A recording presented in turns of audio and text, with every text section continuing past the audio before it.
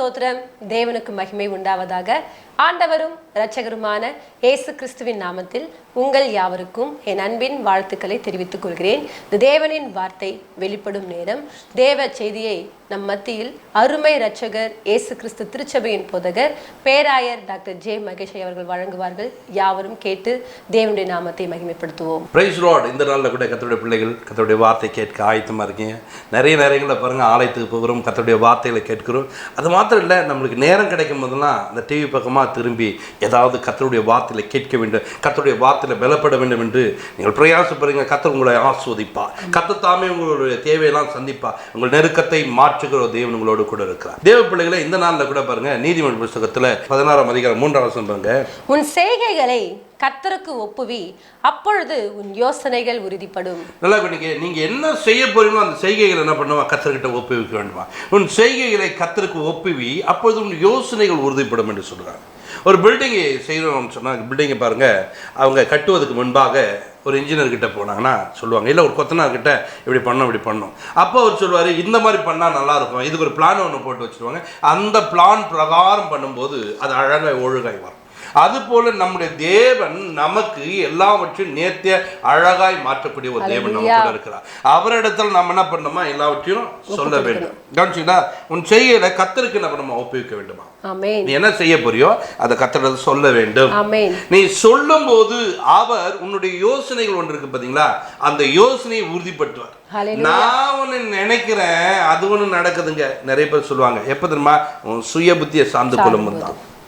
தேவனை நீ சார்ந்து கொள்ளும் போது நீ நினைக்கிற காரியங்களை கர்த்தர் நிறைவேற்றுவார். அவர் உன் மன விருப்பத்தை தந்தொள்ளி உன் ஆலோசனை நிறைவேற்றுகிற தகப்பன். இப்பொழுதும் தேவனுடைய வார்த்தை கேட்கிறீங்களே, உன்னுடைய ஆலோசனை கர்த்தர் நிறைவேற்ற வேண்டும் என்று சொன்னா நீ என்ன செய்ய போறியோ அதை கர்த்தரிடத்தில் சொல். கர்த்தரிடத்தில் சொல்லும் போது கர்த்தர் அதை கேட்டு உனக்கு உதவி செய்ய வல்லவர். உன் தேவையை சந்திக்க வல்லவர். உன் குறைவுகளை மாற்ற வல்லவர். பாருங்க, கவர்மெண்ட்ல இப்போ வாழ்ந்து கொண்டிருக்கவங்க ஒரு சில காரியங்களை செய்வார். அவங்க வேலை செய்யறதுக்கு முன்னாடி இந்த ரோடுக்கு இப்படிப்பட்ட காரியங்கள், அது எவ்வளோ ஆகுது, என்ன ஆகுது, எந்த பக்கம் ரோடு எவ்வளோ அப்படின்னு கேட்ட உடனே அதில் கொட்டேஷன் ஒன்று போகும் மேலதிகாரிக்கு. அங்கே போனோடனையும் அந்த பஞ்சாயத்து போர்டுக்கோ வேற எங்கே, அங்கேருந்து எம்எல்ஏ கிட்ட போவோம், அங்கேருந்து நான் தலைமைக்கு போவோம். அங்கேருந்து தான் என்ன பண்ணுவோம், ஃபண்டு அங்கேருந்து வரும். எப்போ வரும் தெரியுமா, இவங்க ஒரு 6 மாதத்துக்கு முன்னாடி இந்த ஊரில் இதெல்லாம் பண்ணோம் அதெல்லாம் பண்ணு கொடுத்துருந்தா 6 மாதத்துக்கு பின்னாடி.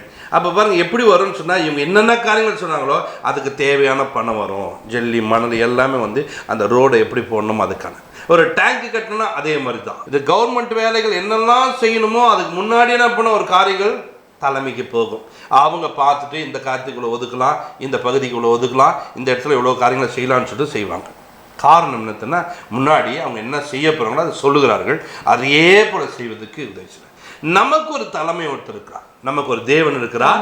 நாம் தேவ இடத்துல, அப்பா நான் இதை செய்ய போகிறேன், இந்த திருமண காரியங்களை வைத்திருக்கிறேன், அப்போ இந்த நாளில் வீடு கட்ட நான் ஆசையாக இருக்கிறேன், எனக்கு நீங்கள் உதவி செய்யுங்க, எப்படி ஒரு வீட்டை கட்டணும், நான் எப்படி ஒரு காரியங்களை செய்யும்போது என் தேவன் எனக்கு உதவி செய்யுங்கன்னு சொல்லிட்டு நீங்கள் தேவனிடத்தில் கேட்கும்போது அப்பொழுது அவர் உன்னுடைய யோசனை ஒன்று இருக்கு தெரியுமா, நீங்க யோசித்து வைத்துக்க, அவைகளை தேவன் செய்து தர அதை உறுதிப்படுத்த தேவன் வல்லவராக இருக்கிறார். ஒரு நாள் பாருங்க, நம்மளுடைய சபையில் இருக்கிற ஒரு சகோதரன் மொத்தம் வந்து, ஐயா இந்த மாதிரி வீட்டை கட்டணும், இந்த மாதிரி பண்ணணும் பிரதர், இந்த வசந்த பட்சிங்க உட்காருங்க, ஜோம் பண்ணுங்க, ஃபஸ்ட்டு எவ்வளோ பணம் வச்சுருக்கீங்கண்ணே, ஒன்றும் வச்சிடலையான்னாரு.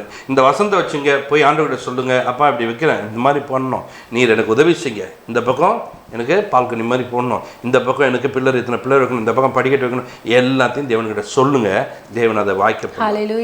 ₹1 பணம் இல்லாதவர் அந்த வீட்டை கட்டி முடிக்கும் போது 10.5 லட்சம் ரூபா ஆச்சு. எப்படி இந்த 10.5 லட்சம் ரூபாய் வந்ததுன்னு தெரியாது, எப்படி இது நடந்து தெரியும். ஒவ்வொன்றையும் தேவன்கிட்ட சொல்லி சொல்லி சொல்லி சொல்லி பெற்றுக்கொண்ட ஒரு மனிதன் அந்த வீடு ஒரு சாட்சியான வீடாய் மாறுது. ஏன்னா இன்னைக்கு தேவ பிள்ளையில அதை உங்கள் முன்னாடி சொல்வதற்கு ஒரு சாட்சியா வைத்திருக்காங்க. இன்றைக்கும் நீங்கள் இப்பொழுதும் கர்த்தருடைய வார்த்தை கேட்க, உங்கள் வாழ்க்கையில எந்த காரியம் குறைவா இருந்தாலும் அதை மாற்றுவதற்கு உங்களுக்கு ஒரு தேவன் இருக்கிறார். என் குடும்பத்தை நடத்த தெரியல, என் பிள்ளைகளை வளர்க்க தெரியல, என் மனைவியுடைய காரியங்கள் எப்படி இருக்கு, என் கணவனுடைய காரியங்கள் போய் சொல்லு.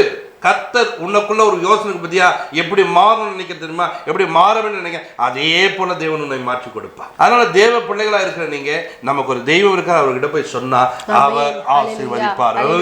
தேவ பிள்ளைகள் அப்படி வாழ கற்றுக்கணும், தேவனோடு கூட அப்படி ஐக்கியப்படும் போது தேவன் ஆசீர்வதிக்கிறார்.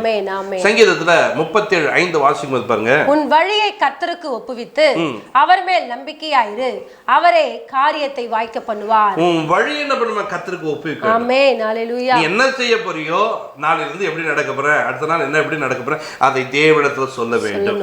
எதை நீ துவங்கினாலும் முதலாவது ஆண்டவரே நான் இப்படி செய்ய போறேன்னு அந்த வழி கரெக்டா கர்த்தர் பண்ணது அமைத்து. ஹல்லேலூயா. உன் வழியை கர்த்தருக்கு என்ன பண்ணுமா, ஒப்புவி. ஃபர்ஸ்ட் ஒப்புவி, என்ன காரியங்கள் சொல்லிட்டு இந்த வழியில போற, இதை செய்ய போற, இதை பண்ண போறேன்ட்டு ஒப்புவித்து பாரு. அப்பொழுது என்ன பண்ற, உன்னுடைய காரியங்கள் எல்லாவற்றையும் வாய்க்க பண்ணுகிற தேவனோடு. ஹல்லேலூயா. உன் காரியங்கள் வாய்க்கப்படும்.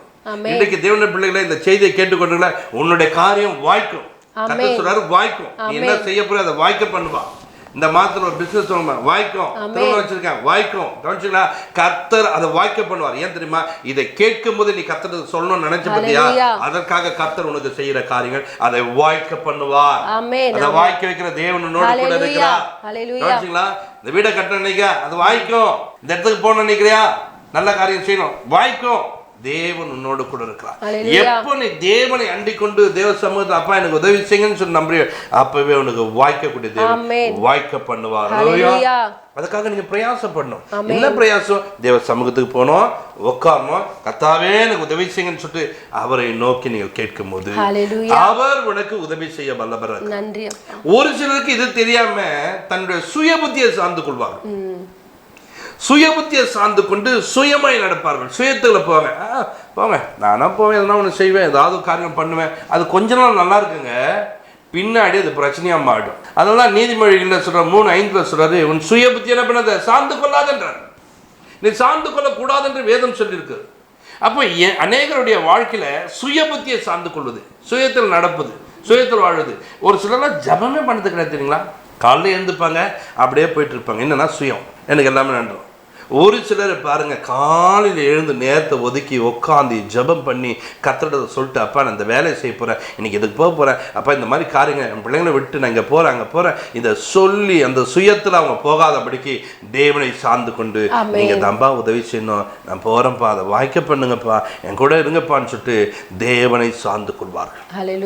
ஆண்டவர் அவங்களை உதவி செய்வார், அவருடைய யோசனை உறுதிப்படுத்துவார். அவர்கள் போகிற வழிகளை நல்லது கெட்டது என்று தேவன் அறிய வைத்து அவர்கள் நன்மையான பாதையில நடத்துவார். தேவன் நடத்த வல்லவராக.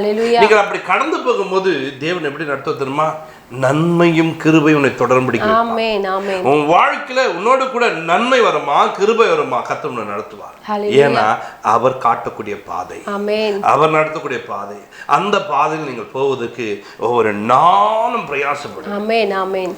உன் சுய புத்தி நீ சொல்லுதா, இப்படி நட அப்படி நடன்னு சொல்லுதா, இல்லை இல்லை எனக்கு ஒரு தேவன் இருக்கிறார், அவர் என்ன சொல்கிறார் அதுபடி நடப்பேன், அவர் சொல்றபடி வாழ்வேன், அவர் சொல்றபடி என்னோட காரியங்களை நான் நடக்க நான் பிரயாசப்படுறேன், நடந்து பாரு, அங்கதான் கர்த்தர் உன்னை பயன்படுத்துற நாளாய், அங்கதான் கர்த்தர் உன்னை உயர்த்தக்கூடிய நாளாய் வாடும். அந்த இடத்துல தான் தேவன் உன்னோடு கூட வந்து ஒரு பெரிய காரியம் செய்யக்கூடிய நாளாய்.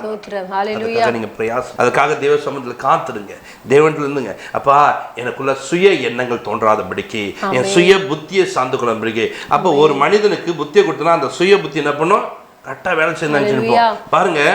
அங்கே தோட்டத்து நடுவில் இருக்க கனியை புசிக்கூடாதுன்னு சொன்னாங்க, ஆனா அவங்களுக்குள்ள இருக்க புத்தி என்ன பண்ணா, சாப்பிடலாம், அது என்ன பண்ணலாம், அது பார்வைக்கு நல்லா இருக்கு அப்படின்னு சொல்லிட்டு பார்த்தாங்க, பார்த்ததை புசிச்சாங்க. என்ன நடந்தது தெரியுமா, அவங்க சுய புத்தி அவங்களை அந்த தோட்டத்துல இருந்து அதை ஆசீர்வாதத்தை விலக்க பண்ணுச்சு. இன்றைக்கு உனக்குள்ள அப்படி சுய புத்தி இருக்கா, நான் என் கிட்ட சொல்ல நானே பண்ணுவேன், நானே செஞ்சுருவேன். ஒரு சில பிள்ளைங்க பாருங்க, வாலிப பிள்ளைங்க அப்படிதான், அப்பா அம்மா கிட்ட எதுவுமே சொல்றதில்ல, அது சுய புத்தியை சார்ந்து கொள்ளும், கொஞ்சம் வளர்ந்துட்டா போதும் எல்லாமே நான் பண்ணிடுவேன், நல்லா பண்ணுவேன். கடைசியில் பாருங்க எல்லாத்தையும் அழிச்சு போட்ட பிள்ளைகளாக மாறும்.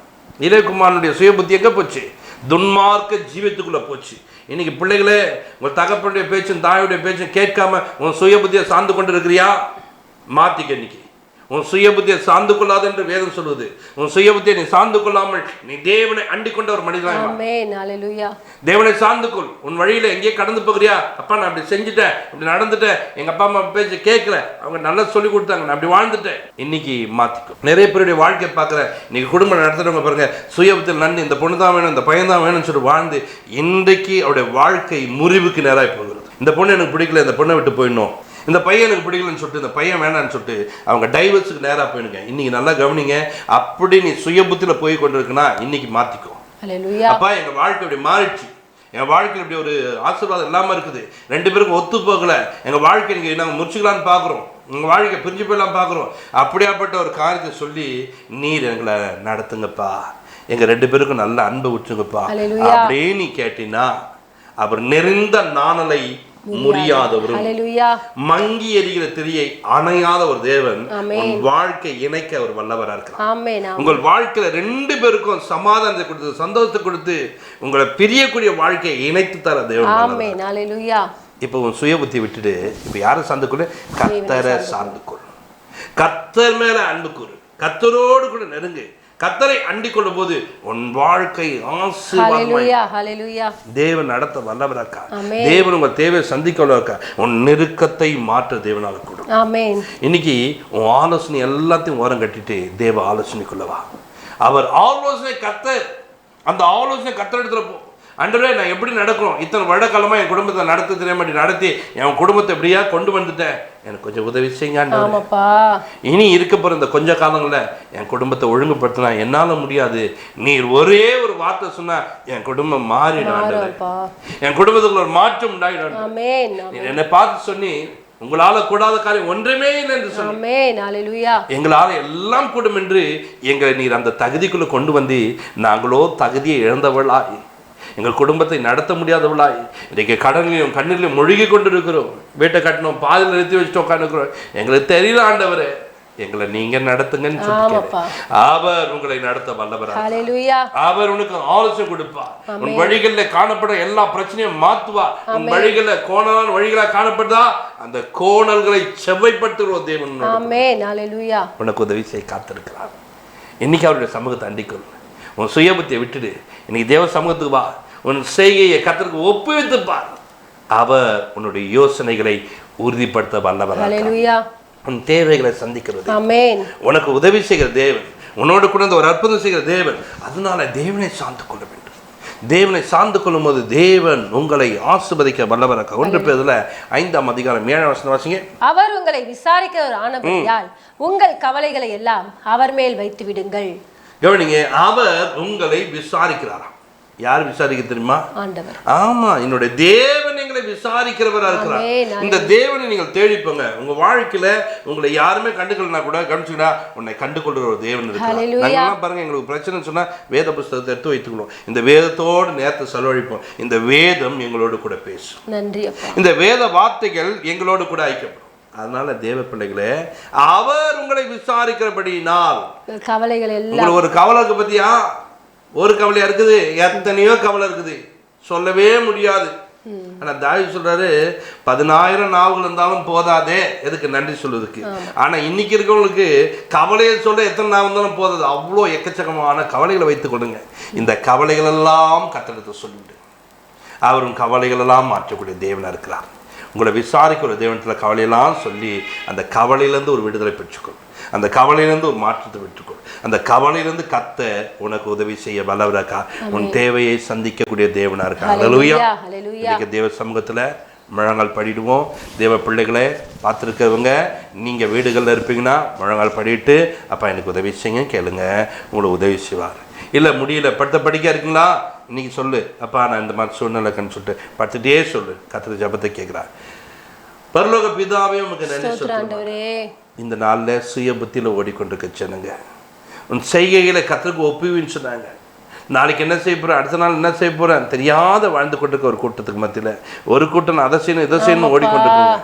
யாரெல்லாம் போயிட்டு இருக்காங்களோ அவர்களுடைய செய்கை சொல்லி கர்த்தரிடத்துல சொல்லும் போது ஆண்டவரே அவருடைய யோசனைகளை உறுதிப்படுத்துகிற தேவன் நீர் அல்லவா. எத்தனையோ பேர் எத்தனையோ யோசனை பண்ணி ஒன்றுமே நடக்காமல் போச்சுன்னு சொல்லிட்டு அழுது புலம்பி கொண்டு இருக்காங்க. என் வாழ்க்கை பாதியில் இப்படி மாறும்னு நினைக்கல, நான் இப்போ படிக்காம மாறிட்டேன், மீத இருக்க நாட்கள்லாம் படுக்கையிலே போயிட்டு இருக்கேன்னு சொல்லிட்டு வருத்தத்தோடு இருக்காங்க. அவருடைய எல்லா பிரச்சனையும் இடத்துல கொடுக்கிறோம் ஆண்டவரே. ஒரு அவர்களை விடுதலையாக்கும், அவர்களுக்கு உதவி செய்யும், அவருடைய தேவையை சந்திக்கிற தேவன் நீர் அல்லவா. அவருடைய சரீரத்தில் ஒரு மாற்றம் உண்டாகட்டும், அற்புதங்களை தேவன் செய்யும். இந்த நாளில் சுய புத்தியில் ஓடிக்கொண்டிருக்க ஜனங்க உன் செய்கைகளை கர்த்தருக்கு ஒப்புவின்னு சொன்னாங்க. நாளைக்கு என்ன செய்ய போறேன், அடுத்த நாள் என்ன செய்ய போறேன் தெரியாத வாழ்ந்து கொண்டிருக்க ஒரு கூட்டத்துக்கு மத்தியில் ஒரு கூட்டம் நான் அதை செய்யணும் இதை செய்யணும் ஓடிக்கொண்டிருக்காங்க. யாரெல்லாம் போயிட்டு இருக்காங்களோ அவருடைய யோசனைகளை உறுதிப்படுத்துகிற தேவன் நீர் அல்லவா. அவருடைய செய்கை சொல்லி கர்த்தரிடத்துல சொல்லும் போது ஆண்டவரே அவருடைய எல்லா பிரச்சனையும் இடத்துல கொடுக்கிறோம் ஆண்டவரே. ஒரு அவர்கள் வாழ்க்கையில விடுதலையாக்கும், விடுதலையாக்கும், அவருடைய தேவையை சந்திக்கிற தேவன் நீர் அல்லவா. அற்புதங்களை தேவன் செய்ய மாட்டேன். இன்றைக்கு தேவ பிள்ளைகள் ஆசீர்வாதமா இருக்க அவருடைய சுய புத்தியில வாழ்ந்த காலங்கள் போதும். ஆமென். இனி தேவனை சார்ந்து வாழ, தேவனை அண்டிக் கொண்டு வாழ கர்த்தாவே கிருபை செய்யும். ஆசீர்வதியும் பெரிய காட்சி எல்லாவற்றையும் பொறுப்பெடுத்துக் கொள்ளும். இயேசு கிறிஸ்துவின் ஜெபத்திற்கு நல்ல பிதாவே. ஆமென்.